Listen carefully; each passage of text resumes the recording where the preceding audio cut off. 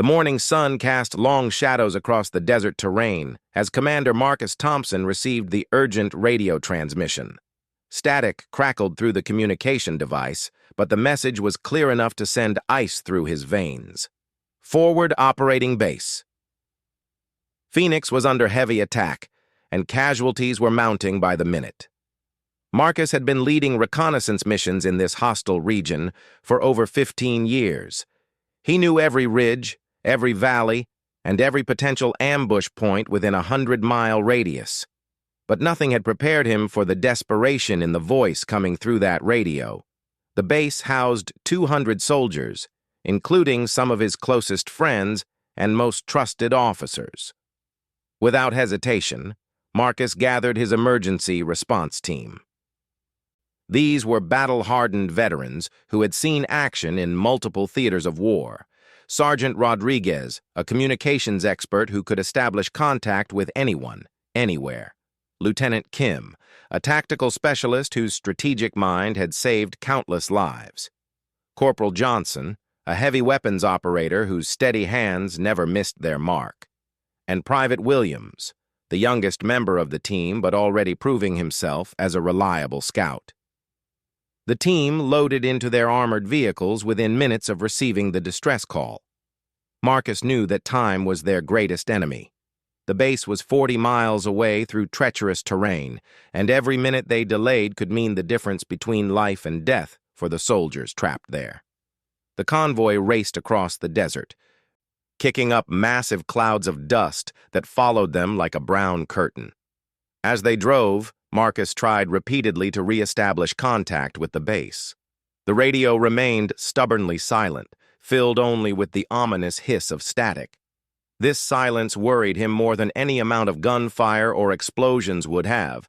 It suggested that either the communication equipment had been destroyed, or worse, that there was no one left to operate it. The landscape around them told its own story of conflict. Burnt-out vehicles dotted the roadside, remnants of previous battles that had raged across this contested territory. Smoke columns rose in the distance, marking recent skirmishes between opposing forces. The very air seemed to carry the tension of a region that had known little peace for too many years. Marcus thought about the soldiers at the base. Many of them were young recruits on their first deployment, far from home and family.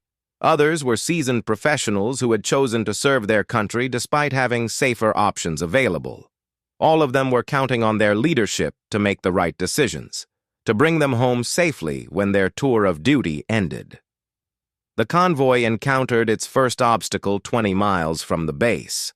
A bridge had been destroyed, probably by the same forces that were now attacking Phoenix. The team had to take a dangerous detour through a canyon that was known to be a favorite spot for ambushes. Marcus made the difficult decision to proceed despite the risk. His soldiers needed him, and he would not let them down. As they navigated the narrow canyon roads, the sound of distant explosions began to reach their ears. The attacks on the base were still ongoing, which meant there might still be people alive to rescue. Marcus pushed his vehicles harder, knowing that mechanical breakdowns in this terrain could be fatal, but also knowing that delay was even more dangerous. The radio suddenly crackled to life. A weak voice, barely audible through the interference, managed to transmit a few words before cutting out again. The transmission was too brief and too distorted to understand clearly, but it confirmed that someone at the base was still alive and trying to communicate. This gave Marcus and his team the motivation they needed to press forward despite the mounting dangers. When they finally crested the last ridge before the base, the sight that greeted them was devastating. Thick black smoke billowed from multiple buildings, and the distinctive orange glow of fires was visible even in the bright daylight. The outer perimeter walls showed obvious signs of damage from explosions, and debris was scattered across what had once been an organized military installation. Marcus felt his heart sink as he surveyed the destruction through his binoculars. The base looked like it had been hit by a coordinated attack involving multiple types of weapons. Vehicle barriers had been destroyed, guard towers were collapsed or burning, and there was no sign of organized defensive activity. The silence from the radio now made terrible sense. But Marcus was a soldier, and soldiers do not give up hope until they have searched every building and checked every possible hiding place. He ordered his team to proceed toward the base, maintaining tactical formation and remaining alert for any signs of enemy presence. The attackers might still be in the area, and walking into an ambush would help no one. As they approached the main gate, Marcus could see that it had been blown open by some kind of explosive device. The metal was twisted and blackened, and the guard posts on either side had been reduced to piles of rubble. Whatever force had attacked this base had come prepared for a serious fight, and they had clearly achieved their immediate objectives. The convoy entered the base perimeter slowly and cautiously. Marcus had his weapons ready and his eyes constantly scanning for any sign of movement. The base was eerily quiet, except for the crackling of fires and the occasional crash of weakened structures collapsing under their own weight. It felt like entering a ghost town, a place where life had suddenly and violently ended. Marcus directed his team to begin a systematic search of the base. They would check every building, every bunker, and every possible shelter where survivors might be hiding. Even if the chances seemed slim, they owed it to their fellow soldiers to conduct a thorough search. No one would be left behind if there was any possibility of rescue. The first building Marcus entered was the command center, or what remained of it. The structure had taken a direct hit from what appeared to be a rocket-propelled grenade. Computer equipment lay scattered and destroyed, maps were burned beyond recognition, and debris covered everything in a thick layer of dust and ash. There was no sign of life, and the silence was oppressive. Moving systematically through the base, Marcus and his team checked the barracks, the mess hall, the vehicle maintenance area, and the ammunition storage facilities. Each building told the same story of sudden, overwhelming attack. Personal belongings were scattered everywhere, suggesting that the soldiers had been caught completely off guard. Photographs of families, letters from home, and personal items that made these soldiers human lay among the wreckage. The team found evidence of a fierce battle. Bullet holes riddled walls, empty ammunition casings littered the ground, and defensive positions had been hastily constructed from whatever materials were available. The soldiers of Forward Operating Base Phoenix had not gone down without a fight. They had stood their ground and fought back against impossible odds. But what puzzled Marcus was the absence of bodies. In a battle this intense with this much destruction, there should have been casualties visible throughout the base, yet they found no fallen soldiers, either friendly or enemy. This was unusual and deeply troubling. Had the attackers taken prisoners? Had they removed their own dead while somehow also removing all evidence of the defenders? As they approached the medical facility, Marcus noticed something different about this building. While it had obviously been damaged in the attack, it appeared to be in much better condition than the surrounding structures. The walls were still intact, the roof had not collapsed, and there were even some windows that had not been shattered by the explosions. The medical facility was a long, low building that had been constructed to treat both routine injuries and combat casualties. It was equipped with surgical equipment, emergency supplies, and enough beds to handle a significant number of patients. In peacetime, it served as the base hospital. During conflicts, it became the difference between life and death for wounded soldiers. As Marcus pushed open the partially damaged door to the medical facility, he heard something that made him freeze in place. Voices. Human voices speaking in quiet tones from somewhere inside the building. After hours of searching through silent, empty structures, the sound of people talking was both shocking and wonderful. Moving cautiously forward, Marcus signaled to his team to remain alert. The voices could belong to survivors, but they could also belong to enemy soldiers who had taken shelter in the building. He advanced slowly down the main corridor of the medical facility, his weapon ready but not aggressively positioned. If these were survivors, he did not want to frighten them unnecessarily. The voices became clearer as he moved deeper into the building. They were speaking English, and the tone was calm and professional rather than threatening. Marcus began to relax slightly, though he maintained his tactical awareness. These sounded like friendly voices, but he had learned never to make assumptions in combat situations. Rounding a corner, Marcus encountered a sight that would remain etched in his memory forever. The main treatment area of the medical facility had been converted into an organized triage center. Dozens of soldiers lay on beds, stretchers, and even blankets on the floor. Some appeared to be sleeping, others were awake and talking quietly among themselves. Medical equipment hummed softly, and the smell of antiseptic filled the air. Standing in the center of this organized chaos was a woman in medical fatigues. She was checking on patients, adjusting equipment, and providing care with the kind of efficient professionalism that comes only from years of training and experience. Her uniform bore the insignia of a military medic, and she moved among the wounded soldiers with the confidence of someone who knew exactly what she was doing. Dr. Sarah Chen had been the chief medical officer at Forward Operating Base Phoenix for 8 months. She was a combat medic with over a decade of experience in military medicine. Having served in multiple deployments across various conflict zones, she was known for her skill, her dedication, and her absolute refusal to give up on any patient, regardless of how severe their injuries might be. When the attack began, Dr. Chen had been conducting routine morning rounds in the medical facility. The first explosions had shaken the building, but her immediate concern was for her patients, rather than her own safety.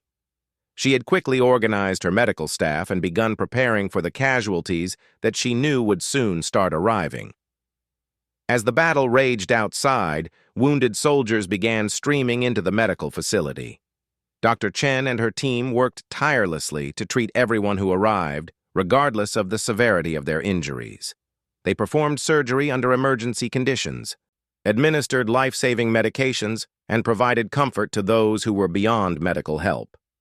But Dr. Chen had realized something that the commanders outside had not yet understood. The attack on the base was not random destruction intended to kill as many people as possible. It was a carefully planned operation designed to capture the base intact while minimizing casualties on both sides. The attackers had used enough force to overwhelm the defenders, but had shown restraint in their targeting. Recognizing this pattern, Dr. Chen had made a decision that saved countless lives. Instead of trying to evacuate the wounded or disperse them throughout the base, she had gathered every soldier she could find into the medical facility. She correctly calculated that even hostile forces would be reluctant to target a clearly marked medical facility filled with wounded personnel. Throughout the night, as the battle continued around them, Dr. Chen had worked to bring more and more soldiers to safety in the medical facility. She had organized rescue teams that ventured out during brief lulls in the fighting to retrieve wounded soldiers from exposed positions. Her medical staff had shown tremendous courage, repeatedly risking their own lives to save others. The medical facility had become a sanctuary in the middle of a war zone. Dr. Chen had posted clearly visible medical symbols on all the exterior walls and had kept the building brightly lit to ensure that its humanitarian purpose was obvious to anyone approaching. Her gamble had paid off. The attacking forces had avoided targeting the medical facility, either out of respect for medical neutrality or because they needed the facility intact for their own purposes. When Marcus finally made contact with Dr. Chen, she looked up from the patient she was treating and gave him a tired but genuine smile. She had been working without rest for over 18 hours, but her spirits remained high because she had succeeded in her mission.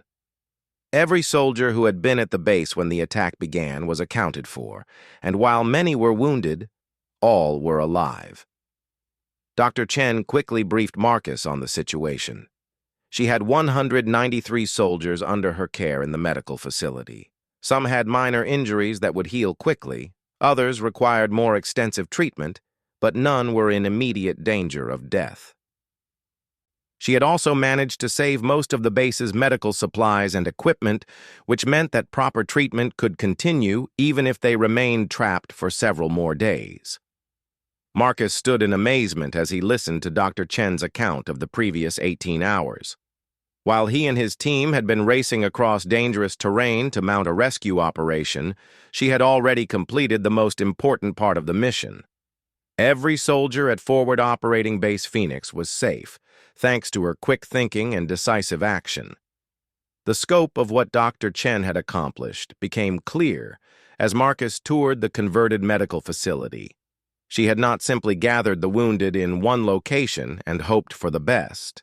Instead, she had created a sophisticated triage system that prioritized care based on medical need while also organizing the soldiers into defensive positions in case the sanctuary was threatened. The most seriously wounded soldiers were positioned in the center of the facility, where they could receive immediate attention and were protected by multiple layers of barriers. Those with minor injuries had been organized into security teams that monitored the approaches to the building and maintained communication with the outside world. Everyone had been given a specific role and responsibility, which helped maintain morale and discipline during the long, frightening night. Dr. Chen had also displayed remarkable strategic thinking that went far beyond her medical training. She had recognized that the base's water treatment plant and electrical generator were located adjacent to the medical facility, and she had managed to keep both systems operational throughout the attack. This meant that her patients had access to clean water, proper lighting, and powered medical equipment, even while the rest of the base was being systematically destroyed. Perhaps most impressively, Dr. Chen had maintained detailed records of every soldier under her care. She had documented injuries, treatment provided, medications administered, and current status for each individual. When Marcus asked for a casualty report, she was able to provide him with precise information within minutes. This level of organization under extreme stress demonstrated the kind of leadership that military commanders dream of finding in their subordinates. But the job was far from over. While Dr. Chen had succeeded in saving every soldier at the base, they were still trapped in hostile territory with limited supplies and no secure means of evacuation. The attacking forces had withdrawn after achieving their immediate objectives, but they might return at any time. Marcus needed to organize an evacuation that would get nearly 200 people to safety without exposing them to unnecessary risk. The logistics of evacuating so many people, many of them wounded, presented enormous challenges. Marcus's convoy had arrived with vehicles capable of transporting perhaps 30 people in relative safety. Moving the remaining soldiers would require multiple trips across dangerous terrain, or it would require calling for additional support that might not be available quickly enough. Marcus established communication with his headquarters and requested immediate assistance. He needed medical evacuation helicopters for the most seriously wounded soldiers, additional ground transportation for those who could travel by vehicle, and air support to protect the evacuation routes from potential attack. The request was approved within minutes, but it would take several hours for the additional resources to arrive. While waiting for reinforcements, Marcus and Dr. Chen worked together to prepare for the evacuation. They identified the soldiers who required immediate medical evacuation and those who could safely wait for ground transportation. They organized supplies and equipment that needed to be transported, and they established security positions to protect the medical facility until everyone could be moved to safety. Dr. Chen's medical staff proved to be as impressive as their leader. They had worked tirelessly throughout the night and showed no signs of slowing down as they prepared their patients for evacuation. Nurses, medics, and support staff moved efficiently through the facility, ensuring that every soldier was ready for transport and that all medical records were properly organized. The first medical evacuation helicopter arrived 3 hours after Marcus had requested support. It could transport 6 stretcher patients and their medical attendants to the nearest major medical facility. Dr. Chen personally selected which soldiers would be evacuated first, prioritizing those with the most serious injuries while also considering factors like medical stability and transportation requirements.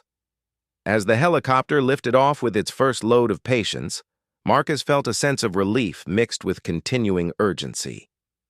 The evacuation was proceeding according to plan, but they still had many soldiers to move and limited time before potentially hostile forces might return to the area. Every successful evacuation flight reduced the risk for those remaining, but it also reduced their defensive capabilities if they came under attack.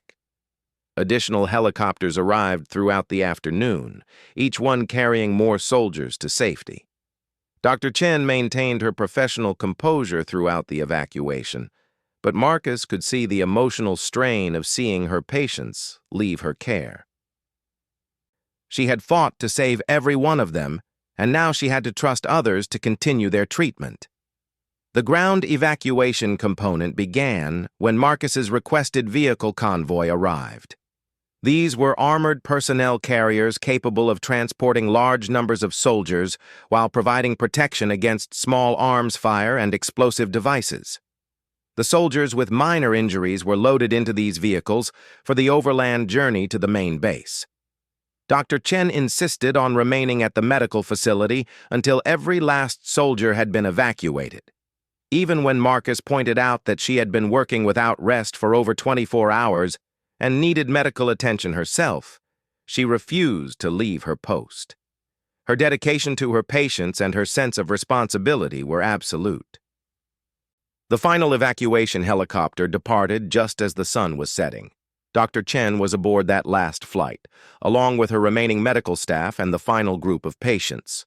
As the helicopter lifted off, she looked down at the destroyed base where she had spent 8 months of her life and where she had just experienced the most challenging and rewarding day of her military career.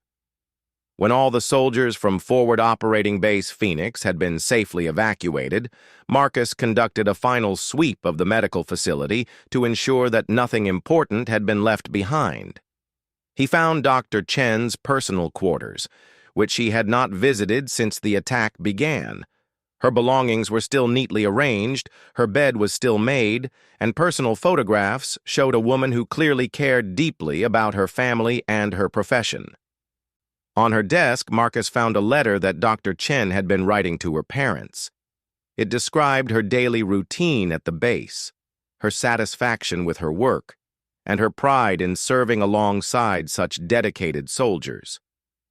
The letter had been interrupted by the attack, and the final sentence was left unfinished. Marcus carefully folded the letter and placed it in his pocket, intending to return it to Dr. Chen when they were reunited at the main base. The evacuation of Forward Operating Base Phoenix was later studied by military academies as an example of exceptional leadership under extreme circumstances. Dr. Chen's actions were credited with saving the lives of every soldier at the base, and her tactical thinking had prevented what could have been a devastating loss of life. Marcus submitted a detailed report recommending Dr. Chen for the highest military decorations available to medical personnel. Her combination of medical skill, strategic thinking, and personal courage represented the finest traditions of military service. She had faced an impossible situation and had found a way to save everyone under her care. 6 months later, Marcus received word that Dr. Chen had been promoted and assigned to train other military medical personnel in emergency response procedures. Her experience at Forward Operating Base Phoenix had been developed into a curriculum that would help future medics save lives in similar situations. The lessons learned from that terrible day would continue to protect soldiers for years to come. The destroyed base was eventually rebuilt and renamed in honor of the soldiers who had served there. A memorial was erected in the medical facility to commemorate Dr. Chen's actions and to remind future personnel of the importance of quick thinking, decisive action, and unwavering dedication to saving lives. The commander had reached the burning base expecting to find tragedy, but instead he had discovered that one person's courage and competence could overcome seemingly impossible odds.